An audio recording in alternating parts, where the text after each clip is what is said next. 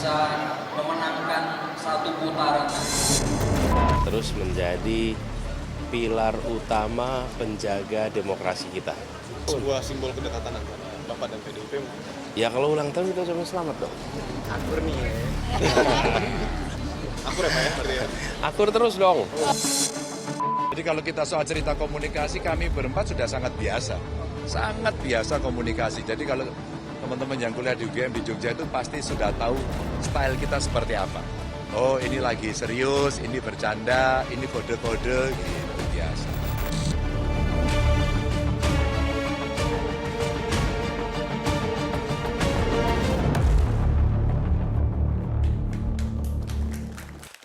Terima kasih Anda masih bersama kami di Political Show dan masih hadir juga di studio ada teman-teman dari Badan Eksekutif Mahasiswa Universitas Esa Unggul. Saya akan masuk lebih dalam di segmen ini soal penjajakan koalisi ataupun PDKT antara Paslon 1 Timnas Amin dengan Paslon 3 TPN Ganjar Mahfud.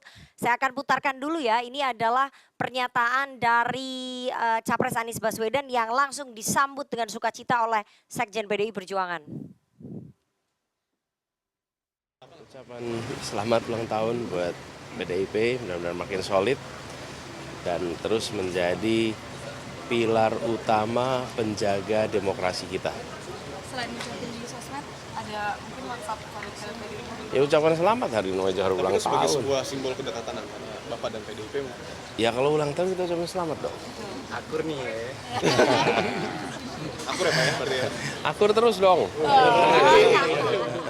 Kami membangun komunikasi politik, ya tim hukum dari pasangan Ganjar Mahfud dan Bapak Amin, pasangan Amin telah melakukan komunikasi. Bahkan di dalam komunikasi itu kita merasakan bahwa ada kecenderungan kecurangan secara terstruktur, masif dan sistematis. Karena itulah kami membangun komunikasi dan bersama-sama mengantisipasi apapun rakyat yang seharusnya berdaulat. Saya mau ke Timnas Amin dulu. Kang Saan, ini untuk pertama kalinya loh. Mungkin pertama kalinya dalam sejarah. Mas Anies ini mengucapkan selamat ulang tahun kepada PDI Perjuangan. Sebelum-sebelumnya itu nggak pernah dilakukan. Apakah ini memang bagian dari penjajakan PDKT untuk membangun komunikasi, membangun koalisi dengan TPN Ganjar Mahfud? Karena sebelumnya nggak pernah dilakukan dan ini baru dilakukan pada saat masa kampanye. Gimana? Ya, waktu sebelum kampanye kan ulang tahunnya belum masa kampanye yang sebelumnya. Yang sekarang kan pada saat menjabat sebagai gubernur juga nggak pernah ngucapin. Kenapa ngucapinnya pada saat jadi sekarang? Gini, kalau soal yang beda. iya kan, Sekarang jadi- perasaannya udah mulai mendekat. Jadi gini ya, soal apa kemungkinan untuk apa membangun koalisi ya dengan apa tadi berkomunikasi, memberikan ucapan selamat ulang tahun, itu hal yang wajar saja ya.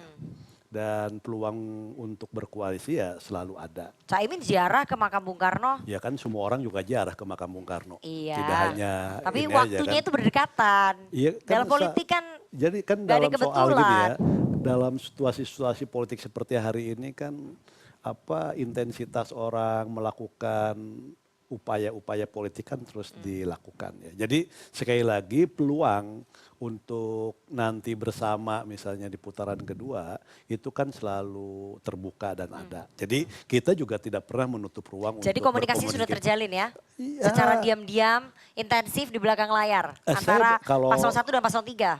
Kalau saya misalnya mereka berkomunikasi secara intens resmi ya, saya nggak terlalu tahu persis ya kan gitu loh. Tapi dalam konteks Tapi ada komunikasi. dalam konteks tadi apa statement politik kan apa itu terjadi dan tidak harus juga misalnya ketika berkomunikasi secara politik ini ditindaklanjuti dengan apa membangun intensitas ketemu langsung misalnya itu satu hal. Nah yang kedua juga perlu kami tegaskan juga bahwa hari ini ya kami juga sedang berupaya berjuang gitu loh. Berjuang semaksimal mungkin tadi karena meyakini pemilu itu pilpres itu ada dua putaran, kami berupaya semaksimal mungkin berjuang untuk masuk putaran kedua. Jadi ini fokusnya, ini konsentrasinya. Fokusnya adalah masuk putaran 2, Iya. tapi rencana cadangannya membangun koalisi komunikasi dengan paslon 3. Dengan paslon 2 juga terbuka juga Oke. untuk membuka koalisi. Artinya gini, dengan siapapun, Baik. dengan kekuatan-kekuatan politik yang ada, kami tetap membuka ruang komunikasi. Tapi sekali lagi, sekarang kami fokus untuk berusaha masuk putaran kedua. Oke, saya mau ke PDI Perjuangan dulu. Opung, PDI Perjuangan bisa ya membangun komunikasi, membangun koalisi dengan Anies Baswedan. Kan mazhabnya ini beda sekali nih. Jangankan dengan Anies, dengan Pak Prabowo juga bisa. Oke, jadi Gitu loh. maksudnya apa nih? Tidak, hubungan-hubungan pribadi, hubungan saling mengerti itu sudah kekuatan kita di Indonesia dan keunikannya, kebinekaan kita itu sudah terbangun. Tapi untuk Kita- putaran 2 begitu, kira-kira bisa nggak PDI Enggak, Perjuangan? Kalau soal cerita putaran 2 putaran, kami sudah bertekad satu putaran. Dan konsentrasi seluruh Itu Selahorde. rencana utama. Enggak, bukan Selahorde semua bekerja untuk satu putaran. Jadi tidak ada kamus 2 putaran. Tapi kan Gitu secara loh. data enggak nih, Pung. Loh, Pasti bukan, harus punya rencana itu yang mau cadangan. diperjuangkan. Oke, rencana Itu- cadangannya apa? Enggak ada rencana cadangan. Oh, nggak ada rencana cadangan. Rencana cadangan diuntungkan oleh Jokowi. Oke. Dengan sikap Jokowi yang tidak ini menguntungkan kami. Tapi kan tadi Sekjen Hasto Kristianto mengatakan kita membangun komunikasi, diakui. Lo itu dong, itu otomatis itu kalau bangun komunikasi. Jangan pikir kami tidak ada bangun komunikasi dengan kubunya Prabowo. Oke, jadi ada komunikasi ya? Ya, itu- Mengantisipasi apa nih itu kalau la- misalnya itu menang la- gitu? lazim itu gitu loh. Bang Hasan udah ketawa-ketawa aja. Komunikasi itu lazim gitu Ya. loh. Jadi Iya. PDI Perjuangan kalau misalnya ya takdir nanti berkata lain Pak Prabowo yang menang, PDI Perjuangan siap berkomunikasi, nggak mengambil sikap oposisi gitu. Iya, belum kasih komentar satu hal yang belum pasti dong. Iya kan pasti harus punya rencana cadangan ketika berpolitik. dong. Hah? Iya. Kalau nanti Pak Jokowi menjembatani Apanya? antara Bu Mega dengan Pak Prabowo gimana? Bertemu dengan Pak Prabowo, Bu Mega dengan Pak Prabowo bertemu dijembatani oleh Pak Jokowi. Nyambung nggak dia pikirannya ke situ? Nah, iya, makanya kita nanya nih sama Opung. Kok malah jadi nanya balik ke saya? Topnya opung top. Oke. Nyampe nggak pikirannya? Tapi gitu yang loh. jelas PDI Perjuangan tidak menutup pintu ya Tidak untuk ada- komunikasi tidak ke ada cadangan. Prabowo ya. Gitu ya, Pung? Iya, hubungan dengan Prabowo itu juga historis, kurasa tidak ada satupun di Republik ini yang begitu dekat Mega dengan Prabowo. Prabowo waktu stateless, dia di luar negeri, Iya. Iya, iya, iya. paspornya tidak ada. Mega Mega yang manggil. mengapakan dia. Gitu loh. Oke. Menyelamatkan dia Mega. Pernah juga jadi wapresnya Iya. dalam pemilihan gitu loh. Cawapres, ya. Jadi hubungan itu bukan hubungan sesuatu permusuhan atau kemudian apa, enggak gitu loh. Di situ kekayaan Mega, Oke. kekuatan dia hubungan secara personal. Gitu loh. Jadi Bang Hasan melihat tadi komunikasi antara paslon 1 dan paslon 3 meskipun ditepis dua-duanya tapi informasi yang nyampe ke kita, ke wartawan memang ada komunikasi intensif yang dijalin begitu ya untuk menjegal supaya Pilpres ini berlangsung satu putaran. Jadi mereka dua-duanya sedang berlomba untuk bisa masuk putaran 2 tapi di sisi lain menjegal juga Pak Prabowo Gibran untuk bisa menang satu putaran. Ya itu terlalu banyak kerjaan itu namanya.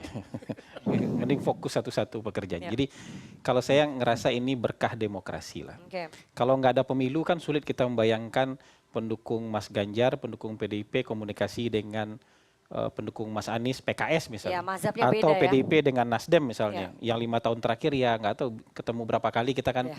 bisa dihitung jari dan mungkin entah salaman entah enggak gitu. Tapi hari ini ada peluang untuk itu. Buat saya ini berkah demokrasi. Tapi saya mau Oke. bilang begini. Buat nanti kalau misal 2 putaran, kita sebenarnya nggak ada pusing loh Bang.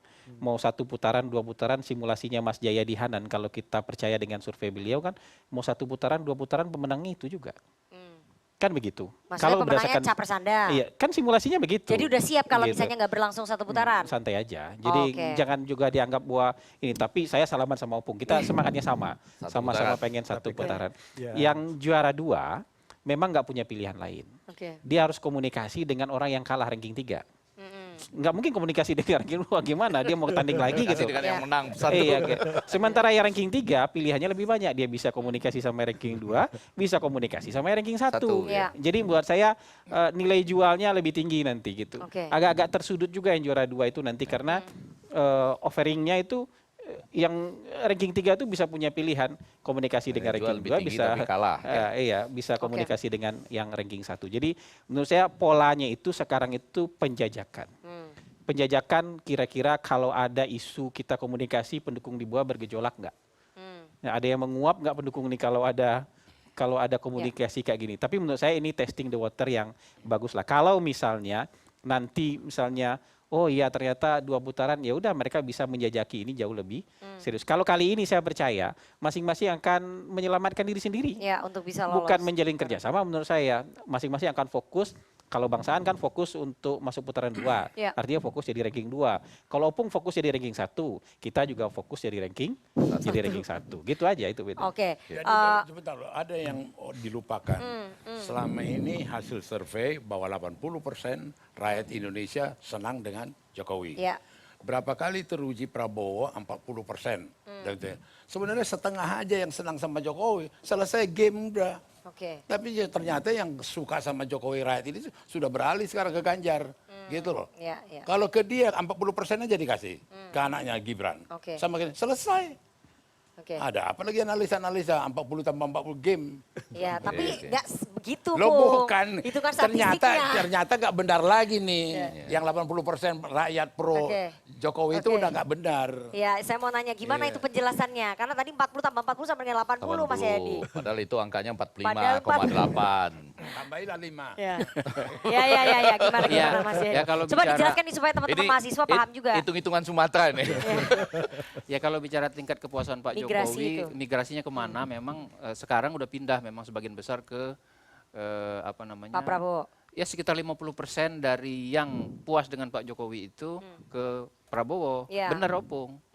50% dari sekitar 80, 40. Ya, Karena terus? anaknya. Iya. Jadi itu. Nah, yang sisanya itu sebagian lagi lebih besar ya, lebih banyak ke Ganjar dibandingkan dengan Anies. Oke. Jadi yang puas kepada Pak Jokowi itu terbagi juga, tapi paling besar lebih dari Prabowo. 50 ke Prabowo itu. Jadi itu penjelasannya.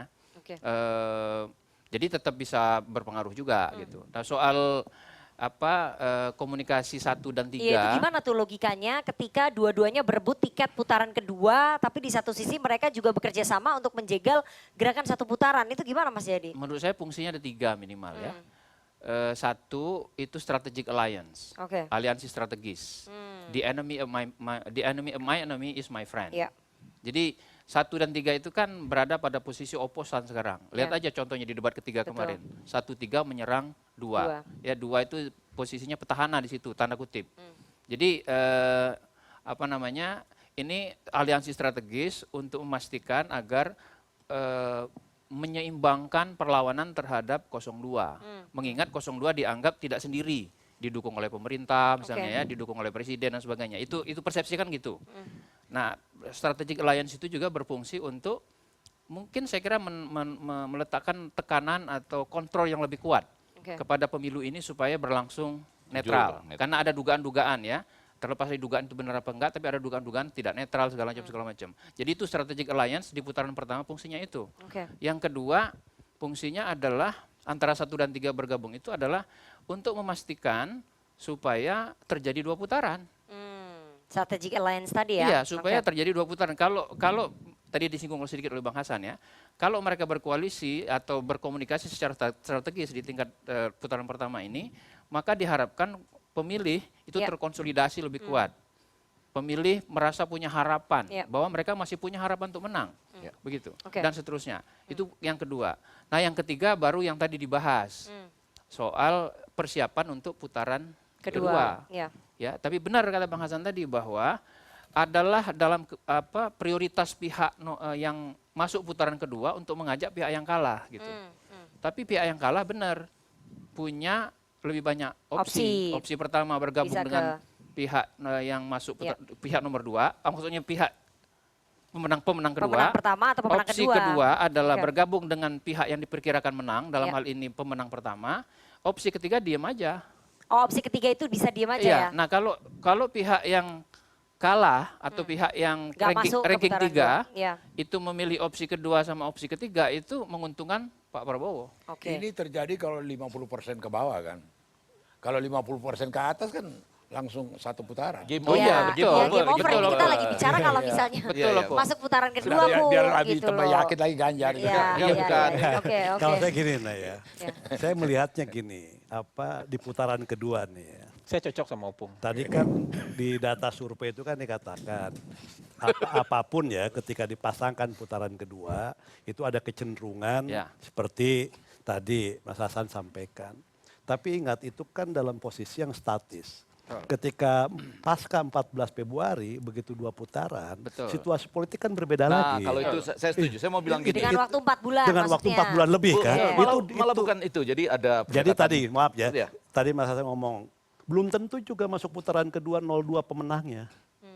Ya kan gitu loh. Jadi kita belum bisa juga mengatakan dalam ketika 2 putaran, otomatis misalnya pemenang apa di putaran pertama itu 02 misalnya Ya, kan. kalau berdasarkan apa yang ada sampai hari ini. Sampai hari ini ya, itu agak kan, itu. berani kami ya, Iya. artinya Iya, para tapi kan ada pemerhati, 30 hari ke pengamat. depan. Setuju. Tapi baiklah artinya keilmiahan tadi ini Iya. mau mengatakan kalau terjadi 2 putaran hampir lah ya kita mengatakan 02 akan maju ke putaran kedua. Iya. Tapi yang mau saya katakan untuk menjelaskan secara agak gampang kepada masyarakat tentang bagaimana hubungan antara 01 dengan 03 ini, itu agak gampangnya begini, itu biasanya orang menyebutnya teman tapi mesra, kalau ini teman tapi beda. Beda itu maksudnya gini, dia dua-duanya harus saling angkat, tapi kalau bisa tetap berbeda. Ya. Jadi kalau bisa itu 26-25 lah gitu. Karena harus 51. Oke. Supaya yang 02-nya 49. Ya. Karena kalau bukan 51, game over. Oke. Jadi karena itu 26-25. Cuma kalau bisa salah satunya yang 26. Jadi 01 pengennya dia 26, 03 inginnya dia yang 26 gitu. Tetapi 26 tambah 25 sama dengan 51. Ya. Supaya 02 itu tidak game over pada putaran pertama. Kurang Oke. lebih begitu tuh, supaya Oke. masyarakat lebih gampang. Oke. Jadi dia berkomunikasi supaya ada yang 26 dan 25. Ya. Jadi nggak usah juga dari angka-angka itu kelihatannya sekarang tuh agak susah tuh ya kalau nggak benar-benar mengejar deret ukur tadi Ya. untuk mendapat 26-25 kecuali teorinya Opung. Opung tadi benar. Ini Ya. saya kan agak dengan pelan-pelan menyebutkan keilmiahan tadi. Ya. Enggak gini, ya. secara ilmiah tanya juga Bang Gejala Iya. Lima ini. Iya. Misalkan tadi di Mas Jayadi Iya. menyampaikan bahwa posisi 02 Ya. itu kan mendapat limpahan Ya. dari 03. Ya. Yang kedua di satu sisi Ya. posisi 02 juga agak berkurang Ya. masuk ke 01 kan ya. gitu. Nah, dalam posisi stagnan Ya. ya misalnya, dalam Ya. posisi stagnan sekarang ada nggak kemungkinan misalnya yang tadi keambil dari 03 itu balik lagi ke 03 dari posisi 02. Jadi Migrasi kalau tadi kami pemilihnya mau gimana? Udah stagnan kan itu kan. Nah, Ada 02 nggak peluang kalau itu tadi kan? kami Ada. mengatakan 02 Ada. ini sebetulnya punya agak riskan karena dia bisa diambil oleh 01 dan bisa diambil oleh 03. Ya, itu Nah, kan. memang ini terbuka kurang lebih 29 hari lagi ke depan. Tapi melihat dari perkembangan yang ada, ini yang sedang kita katakan Ada. Oke. peluang itu ada walaupun 50-50. Tapi tadi menanggapi putaran kedua, saya mau mengatakan ada pendekatan baru sebetulnya di luar itu. Saya agak berbeda dengan mengatakan kalau teori putaran kedua itu bisa juga yang disebut dengan restart. Jadi begitu oke. masuk teori putaran kedua, semuanya bisa berbeda. Tidak lagi kita ikut yang Yang ini tadi. teori-teori Ya. tadi, Ya. tapi semua orang mengatakan, oh ini sesuatu yang baru nih. Apalagi waktunya 4 bulan. Iya, saya taruh posisi saya beda. Orang terang-terangan mengatakan saya perubahan. Saya keberlanjutan, begitu tadi loh, yang hitam putih tadi. Oke. Atau yang mengatakan, oh yang ini kan selama ini malu-malu. Enggak, saya langsung berubah. Ada peluang juga untuk itu. Itu yang saya mau sampaikan tadi. Gitu. Ya, Oke. ya tentu saja itu semua pertama berdasarkan data yang ada hari ini ya. Ya, ya. Yang kedua, tapi kenyataan gini ini harus kita realistis saja. Berdasarkan hari ini yang tadi. Pak ya. Jokowi itu kan pemilunya 2019. Tuh. Ya, itu. Tapi sampai sekarang masih banyak Masih. sekali yang ikut dia gitu. Bayangkan 5 tahun nggak ganti tuh Ya. loyalitasnya. Itu contoh. Jadi 73% ya. mengubah pasar itu tidak mudah memang. Tapi Apalagi dalam waktu yang singkat. dalam waktu yang singkat. Oke. Tapi tentu itu sangat mungkin. Tapi pertanyaan yang lebih menarik adalah yang ditanyakan oleh Kang Saan. Apakah mungkin pemilih yang tadinya di Ganjar lalu bermigrasi ke Prabowo Balik lagi. itu bisa balik lagi? Menurut saya masih mungkin, Kang. Terutama para pemilih PDIP. Karena sampai pemilih PDIP itu walaupun solid, saya lihat di data terakhir itu sekitar 70% itu memilih Ganjar. Oke. Berarti kan ada sekitar 30% Yang itu memilih yang sebagian ke Pak Prabowo, Prabowo. tapi ada juga yang ke Anies. Oh, oke. Sedikit tentu Jadi saja. pemilih PDIP gak solid memilih Ganjar ya? Ya tidak mungkin 100% kan. Oke, Sama oke. juga pemilih partai lain. Ya, ya, masih ada, Tapi masih ada. melihat party ID PDIP yang biasanya sangat tinggi, loyalitasnya tinggi, maka bisa aja itu sebagian 2-3% yang tadinya udah pergi 4%. Itu balik lagi, bisa aja Ke Ganjar ya. ke Ganjar. Oke. Secara teori ya, Ya, masih mungkin. Nah yang menarik juga, misalnya tadi Kang Saan menyebut Jawa Timur ya. Pertama yang menarik Jawa Timur itu, angka untuk Prabowo mirip seperti di tingkat nasional. Oke. 46 di Jawa Timur, di tingkat nasional sekitar 46 juga. Nah ini mengingatkan kita pada pemilu 2014 sama pemilu 2019. Pada saat Pemenang di Jawa Timur, menang menjadi pemenang pemilu. Nasional. di tingkat nasional. Ya, Tentu mungkin berbeda ya. Kalau lihat itu kan maka pertarungan di Jawa Timur akan menjadi sesuatu yang sangat penting. Yang kedua adalah saya melihat angka untuk PDIP justru naik. Ya Jawa Timur lagi. Di Jawa naik, ya. Timur. Justru naik. Itu bagaimana menjelaskannya? Jokowi ditinggalkan oleh PDIP. Sorry, PDIP ditinggalkan oleh Jokowi. Tapi suara PDIP Tapi naik suara di Jawa PDIP Timur. di kantong suaranya seperti Jawa Timur Oke. itu justru mengalami peningkatan. Bagaimana itu menjelaskannya ya? Oke. Minus faktor Jokowi. Saya kira penjelasannya adalah militansi, konsolidasi dan militansi di kalangan Oke. pemilih PDIP. Berarti mesin partai Nah, bekerja ya. terkait dengan itu tadi, itu yang bisa membantu Kang menurut Ya, saya. ya, ya. Yang bisa yang harus hati-hati tim Prabowo supaya yang tadinya sudah pergi dari kolom Ganjar itu Balik lagi. bisa Itu balik bisa lagi. menjelaskan teorinya itu ya. Konsultasi lainnya Teorinya mungkin opung bisa ya. menyusul ya secara langsung ya. Oke, Tapi setelah masalahnya pemilih PDIP secara keseluruhan ya untuk sementara sekitar 20 sampai 25 maksimal. Oke, sampai hari ini. Iya, jadi kalau semuanya milih Iya. Ganjar nggak cukup untuk mengalahkan Tapi itu Prabowo. teori-teori opung tadi yang ilmiah ya. Iya, Oke. Nggak ilmiah juga. Setelah ini kita akan mendengarkan pertanyaan dan juga komentar dari teman-teman mahasiswa, tapi kita harus jeda terlebih dahulu. Jangan kemana-mana, tetap bersama kami. Ilmiah juga teori opung.